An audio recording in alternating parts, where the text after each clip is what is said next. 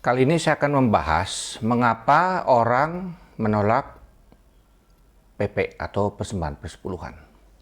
Sederhana sekali, sebenarnya itu persoalan yang terjadi karena orang hanya melihat ekspresi kehendak Allah melalui perintah dan tidak melihat esensi dari ekspresi itu. Kehendak Allah dinyatakan kepada manusia melalui perintah atau hukum yang kita sebut dengan Taurat. Lalu kemudian orang berkata bahwa hukum Taurat tidak berlaku.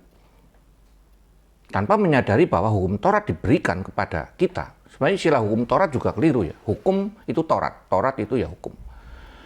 Orang tidak menyadari bahwa hukum itu diberikan kepada kita dengan esensi di dalamnya harus kita pahami, yaitu menyatakan kehendak Allah. Dan di dalam ekspresi hukum tentang persepuluhan adalah ada dua.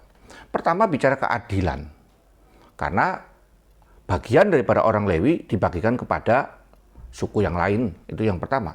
Dan yang kedua adalah dia bekerja bagi Allah, sehingga menjadi milik Allah. Maka Paulus berkata bahwa orang Lewi dan imam itu berhak mendapatkan makanan dari persembahan untuk Tuhan. Kenapa? Karena warisan mereka adalah Tuhan, menjadi bagian daripada Tuhan suku itu.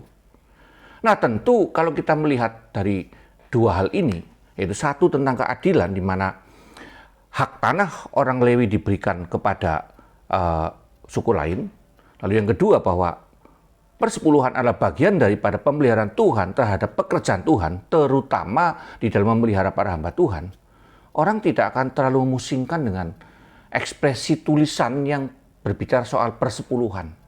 Kenapa? Karena tahu bahwa esensi dari persembahan itu adalah memelihara pekerjaan Tuhan, yaitu menghidupi para hamba Tuhan. Dan itu bagian yang disisihkan dari penghasilan kita itu. Jadi kalau orang hanya fokus kepada ekspresi saja yang dinyatakan dalam tulisan lalu dipatok di dalam definisi itu, ya tentu akan menjadi keliru dan menolak. Lalu berkata bahwa Taurat tidak berlaku. Padahal di dalam perjanjian baru dikatakan bahwa dalam perjanjian baru Taurat itu, hukum itu nomos atau Torah akan dimasukkan, ditulis di dalam batin anak-anak Tuhan. Kehendak Tuhan ditulis di dalam batin kita, orang-orang yang mengaku lahir baru, untuk melakukan segenap kehendak Allah. Termasuk nanti di dalamnya ada persembahan sulung. Tapi saya belum bahas persembahan sulung, saya masih fokus di dalam PP. Jadi persoalannya cuma itu. Dan saya memberikan PP karena saya mengerti esensi daripada ekspresi setiap perintah Tuhan yang dinyatakan melalui persepuluhan di dalam perintah kepada orang-orang Israel.